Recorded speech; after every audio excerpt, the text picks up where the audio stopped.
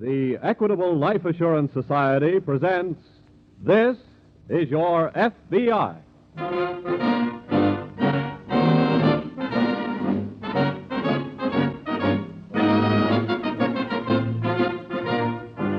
This is Your FBI, an official broadcast from the files of the Federal Bureau of Investigation, presented as a public service by the Equitable Life Assurance Society of the United States and the Equitable Society's representative in your community.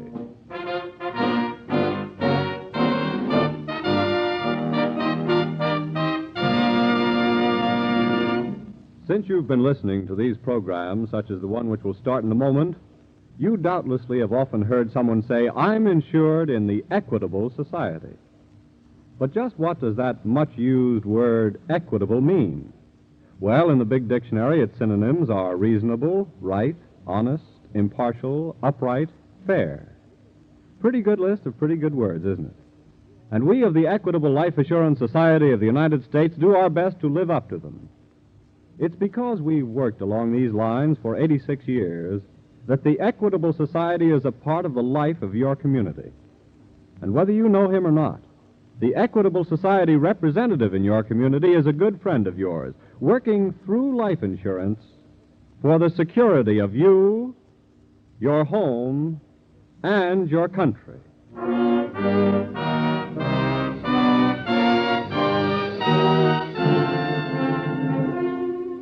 Tonight's FBI file, The Paroled Killer.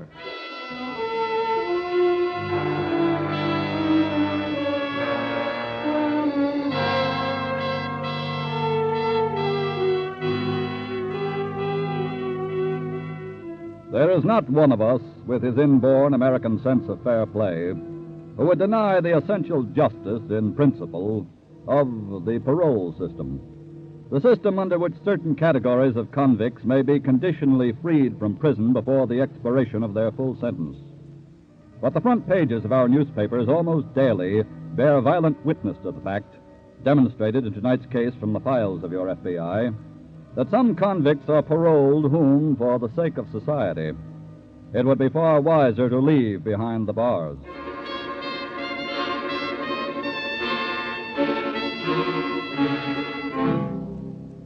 Convict number 728056 of a certain state prison has just been ushered into the office of the warden. He is a rather tall, lean, blond young man with smooth, sensitive features. His artistic hands grow restless as he waits for the warden to look up from a sheaf of papers on his desk. Presently, the warden speaks.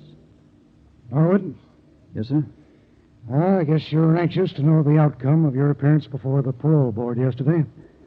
Yes, sir. As you might well imagine, I spent most of the night wondering. Did you ever hear of the Second Chance Society? I think I have, sir. It's a very worthwhile organization, and with a noble purpose. But I sometimes wish they were better informed on criminology before they exerted pressure on parole boards. Well, what do you mean, sir? The board was inclined to deny you parole, Norwood, Oh. but a representative of the Second Chance Society interceded in your behalf. Your parole has been granted. That's fine, sir. Norwood, I opposed your parole. Why? My prison record is without a blemish. That's right. But you didn't become a criminal by chance, nor because of environment or association with evil companions. A man of your intellect can pretty much choose his own way of life. And can make mistakes, too, Warden. Well, I earnestly hope you've resolved to go straight. All your instructions for reporting to your parole officer you'll find in this envelope with your other papers. Thank you, sir. You have my sincerest and best wishes. It's all up to you, Norwood. This is your second chance. Now make the most of it. You can rest assured, sir, that I shall.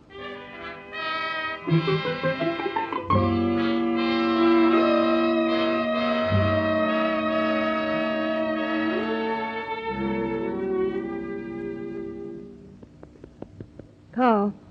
Carl. Wake up. What? Wake up, I said. Oh, leave me alone. I'm tired. Carl, I want to talk to you. Look, if this is about where I was last night, I had to work, so leave me alone. I don't want no rhubarbs. I don't want to argue, darling. Oh, that's a switch. I have a surprise for you. Guess who's out of stripes? As of yesterday. Out of the jug? Yeah. Who? What are you talking about? Sweating already. Answer me, will you? Who's out? Ray Norwood. I thought he had 6 more months to go. He was paroled. Look, is this a rib or something? No.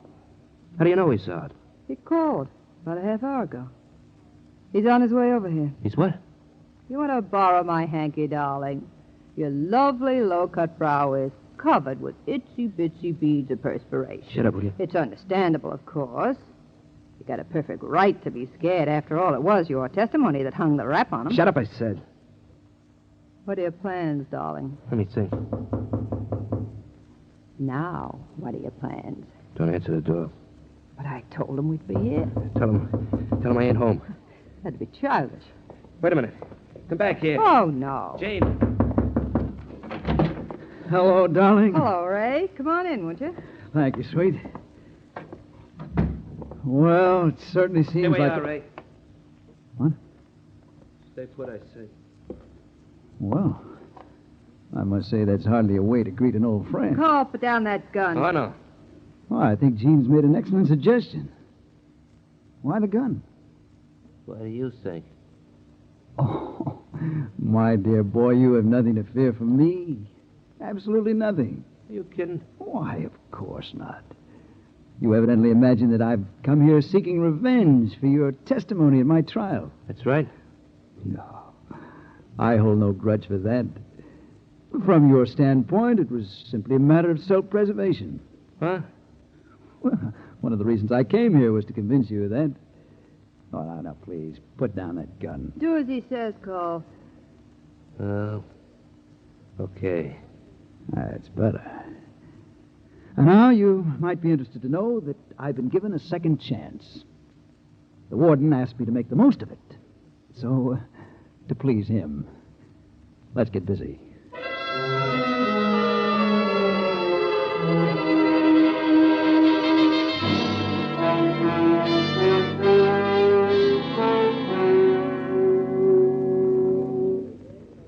Yes, sir. What can I do for you? It's all written down on this piece of paper, Mr. Teller. There you are. Oh, let me see. You want stacks of 20s and stacks of 10s. Right. 15 grand worth. You can put it in this bag. Yeah. But your check, sir. Your check to cover. This gun looking at you should be cover enough. And if you make one move to step on that alarm pedal, you won't be going home to your wife tonight. Put the stuff in a bag like I told you. Well, you won't get away with this. It better not be your fault, bud. Okay. That's a 20s, not a 10s. And get this, too. I'm going to walk out of here normal-like, which means my back will be to you. But that girl standing over there is a better shot than Annie Oakley. So, hold this pose until we're both gone. Okay?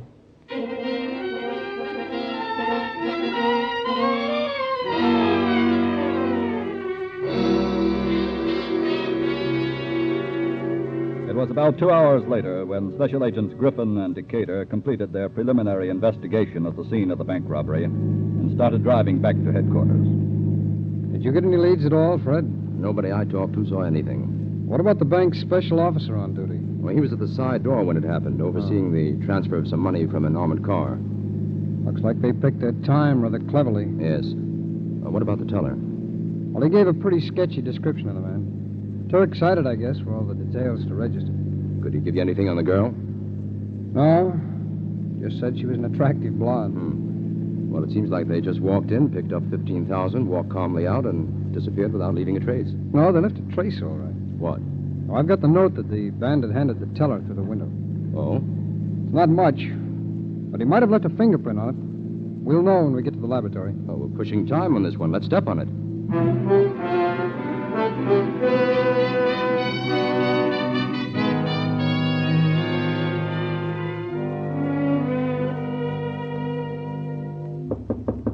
Just a minute.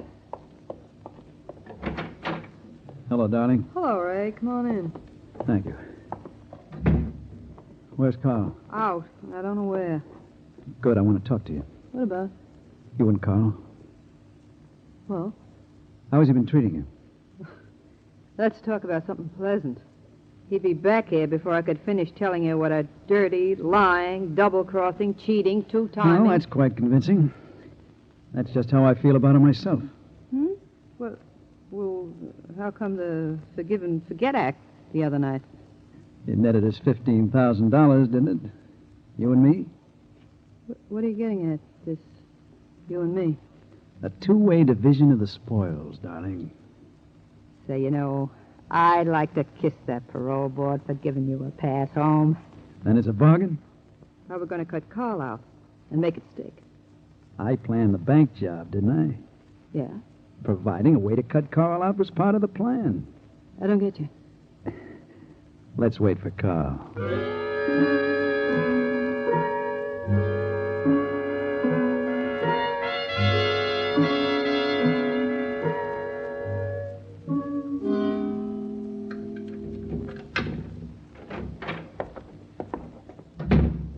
Jane? Jane? I'm right here, Carl. Oh, We're both here. good. Well, how about getting down to business now? What business? Splitting the dough. Oh, I'm afraid I have a bit of bad news for you concerning that, Carl. What do you mean? I'm afraid something happened this afternoon that'll deprive you of any part of the money. Are you kidding? No. What's this plush mouth talking about, Jane? Just listen, darling.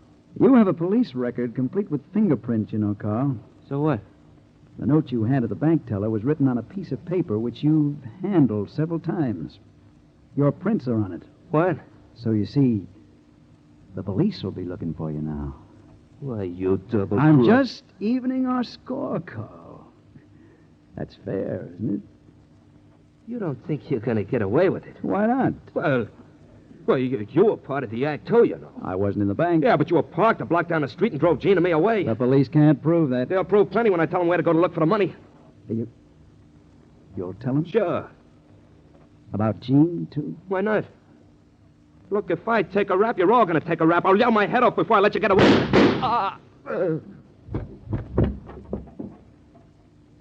And that, darling, is my good deed for the day.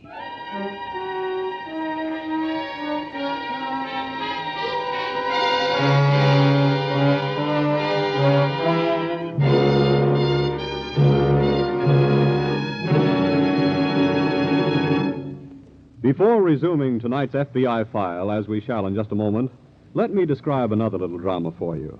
A drama that, while it might be less exciting, nevertheless has a mighty important application to you and your loved ones. This week at the Equitable Society, I happened to walk into the building carrying a heavy suitcase. And suddenly the suitcase seemed to grow lighter in my hand, and a voice said, "Here, let me help carry that with you." Well, it was a friend of mine in the company, an Equitable Society representative who'd taken hold of the handle. "Thanks a lot," I said. "It's a pretty heavy load." "So I noticed," he answered. "That's why I'm helping you out. That's my business." And he was 100% right when he said that, for it is the business of life insurance agents to help people. Help them carry financial burdens and responsibilities. Responsibilities like education for children, security for old age, the problem of keeping a home together. And that's just what the Equitable Society representative in your town stands ready to do for you. He's a man you can go and talk to any time. He's trained in all the uses of life insurance, and you'll find he gets a real satisfaction in helping you use life insurance to make your burdens lighter. Don't be backward about piling your troubles on him. His shoulders are broad, and the Equitable Life Assurance Society of the United States is strong.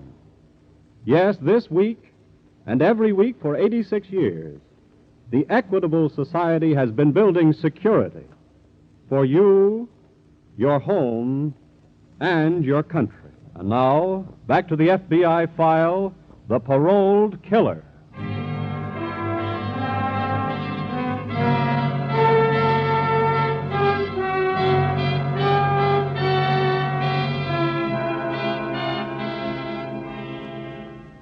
In most cases, the parole boards throughout America are composed of conscientious and qualified men and women who perform well the difficult job of deciding whether a convict eligible for parole can safely be returned to society. But far too often, they yield to the pressure of well-meaning but uninformed persons, and are forced to parole convicts who are loosed upon society with tragic and criminal results.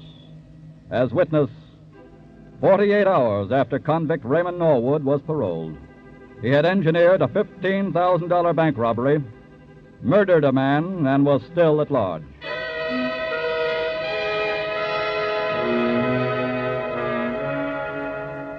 It is some 30 minutes now after Carl Sterling crumpled to the floor with 2 pistol slugs in his body. Special FBI agents Griffin and Decatur arrive at the apartment. Better stand to one side, Fred, just in case Sterling resents our visit. I can't imagine him being dumb enough to sit here and wait to be picked up. Well, he was dumb enough to leave his calling card at the bank, wasn't he? Yeah, but... Hey, wait a minute. What's the matter? We'd better get the manager to let us in. Why? Look at what's oozing through the crack under the door. Uh-oh. We don't need a key. The door's open. Come on. Watch it. Looks like one of them got the worst of an argument. Mm-hmm. It's Sterling. Oh. Is he dead, John? Yeah. Well, it's all pretty fresh.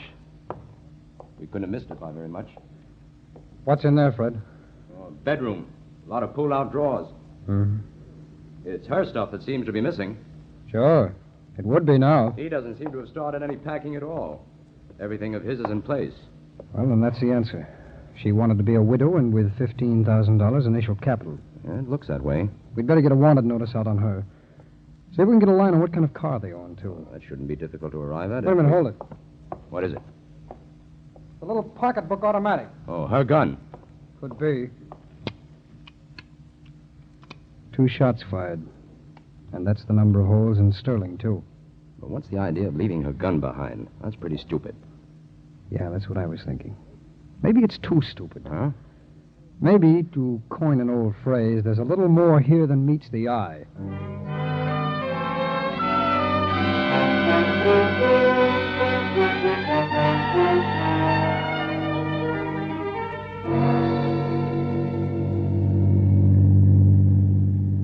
Ray, Yes, darling? I'm not exactly the 90-mile-an-hour type, but considering our Class B movie exit tonight, don't you think we ought to be driving a little faster? And have a state trooper arrest us for speeding? Car's probably hot for now, anyway.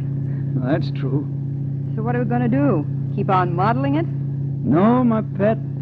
I have a much more practical idea. Like what? Like this. Ray! Ray, are you crazy? Why? You almost plunged us down that ravine.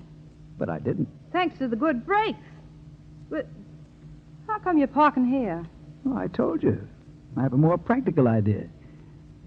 For me, anyway. What do you mean? Those skid marks across the road will look like you swerved over toward the ravine to avoid a crash. Right? I swear. Oh, but you're driving. But when they find the car piled up at the bottom of the ravine, I won't be in it.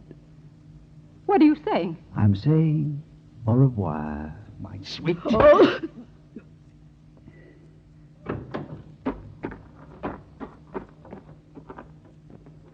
And so the villain took the $15,000 and pushed the girl and the car over the cliff.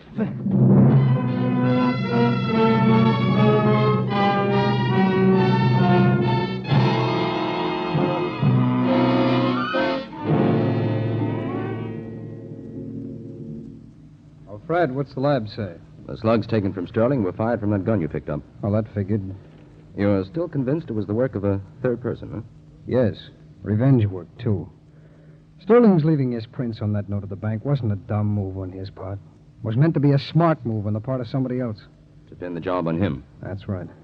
Couldn't that have been his wife? No, she would hardly have been that clever and then left her pistol behind as obvious evidence. Oh, and that's where the third person comes in. Yes. Somebody who had good reason in his own mind to frame Sterling with a bank job and frame the girl with murder. Who would that be? Well, I've been looking over the police information on their background. Yeah? Sterling and his wife at one time were more or less stooges for a man named Raymond Norwood. Oh. Norwood was sent up a year and a half ago on a robbery charge. But where's the revenge motive? Well, Sterling turned state's witness against Norwood. But how could Norwood get revenge if he's still in prison? Oh, he was paroled 2 days ago. Well, then what are we waiting for? Let's find him. Well, we've got to get some tangible evidence on him first. Like what? Well, if we can prove the presence of a third party in all this, the bank job, the murder, and the girl's getaway, I'll take it. Special Agent Griffin speaking. Who? Oh, yes. State Trooper. Oh, yeah? Yes. Oh? Yes, I see. Well, what's that location again, please? Yes. Yes, good. Hold everything. We'll be out there right away. What's up? State Highway Patrol has just found Sterling's car piled up in the bottom of a ravine. Well, I'm afraid the third-person theory is shot to pieces. how's that? The girl's body is the only one in the car. Oh, so she was getting away on her own. Yes. Well, let's get out there fast.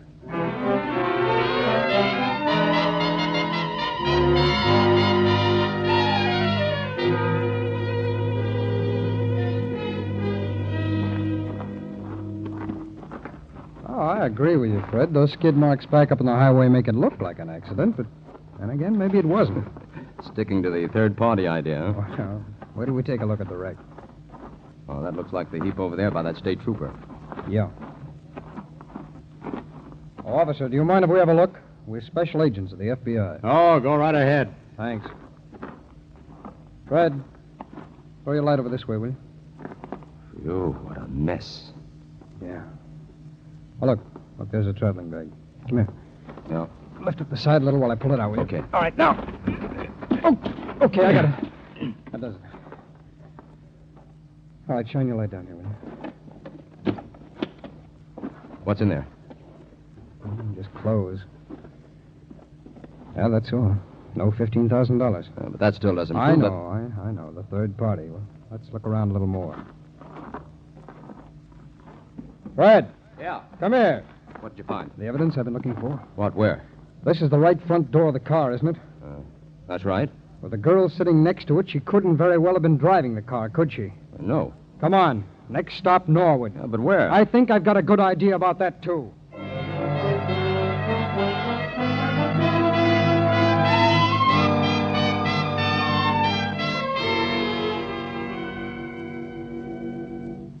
Can I help you, sir? Yes, I'm Raymond Norwood. I'm making my initial appearance before the parole officer. Norwood, did you say? That's right. I hope I shan't have to wait long. You won't. Just a minute, Mr. Norwood. Mr. Norwood is here now. Will you send him in, please? Come this way, please. Thank you. Good morning, gentlemen. Morning. Good morning. I presume you would like first to see my credentials. On the contrary, Norwood, allow us to present our credentials. What's this? We're special agents of the FBI. But I understood this was the office of the parole officer. That's why we're here. We knew you had to report here, Norwood, and we wanted to talk to you. What about? About the robbery of the City National Bank yesterday, the revenge murder of your former associate Carl Sterling, the accidental death of Mrs. Sterling, which, of course, wasn't accidental at all. But you have no evidence that I had a hand in any of it? Norwood, if you had wanted it to appear that Mrs. Sterling was alone in the car, you should have seen to it that her dress wasn't caught in the door on the right side. Very clever, gentlemen. I'm afraid I shall have to frustrate your plans for taking me... Oh, no, you don't. What? Now, what were you saying about frustrating someone? I suppose a retraction is in order. Come on, get up. And this time, Norwood, there'll be no parole.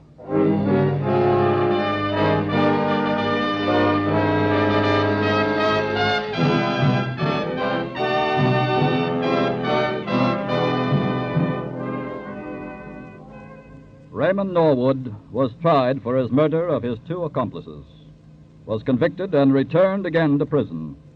This time, he was executed for his crimes. Now, we would like you to listen to a statement prepared especially for tonight's program by J. Edgar Hoover, Director of the Federal Bureau of Investigation, on the subject of parole. Parole is a humanitarian and worthwhile institution designed to aid the wrongdoer who has learned the error of his ways by giving him another chance under supervision. Like all laws, its first objective must be the protection of society. Parole fails unless society benefits.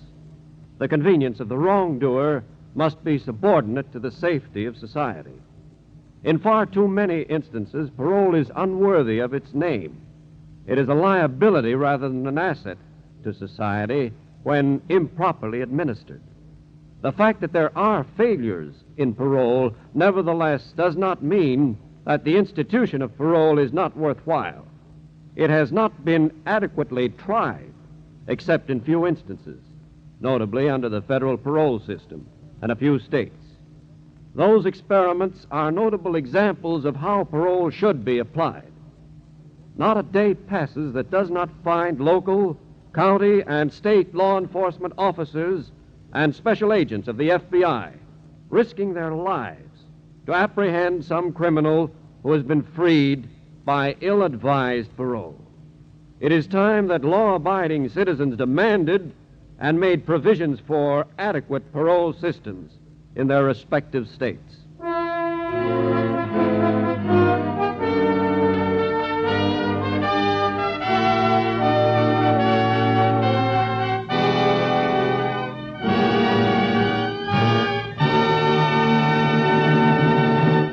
In just a moment, we'll tell you about next week's thrilling case from the files of the FBI.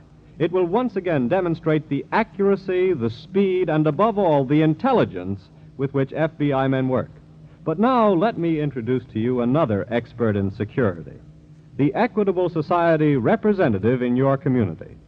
You'll find him just as accurate, just as swift and intelligent in solving the problems of life insurance. Solutions that mean homes kept together, children educated, and old age made comfortable. In your community, the representative of the Equitable Life Assurance Society of the United States is a man worth knowing, a man who likes his job, a man who is making a great contribution to building security for you, your home, and your country.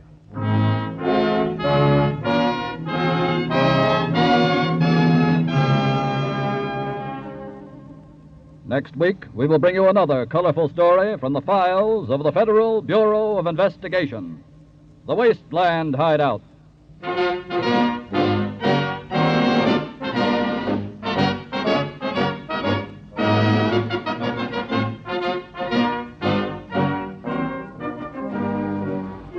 The incidents used in tonight's Equitable Life Assurance Society's broadcast are adapted from the files of the Federal Bureau of Investigation.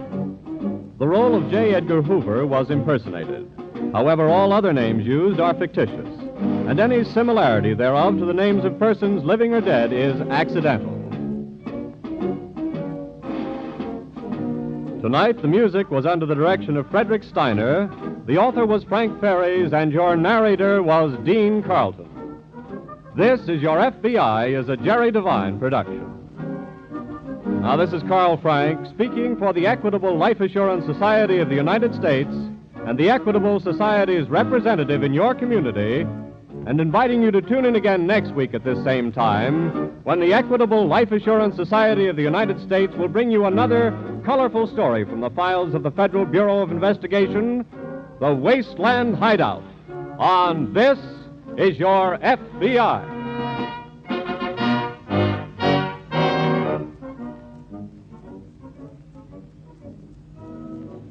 This is ABC, the American Broadcasting Company.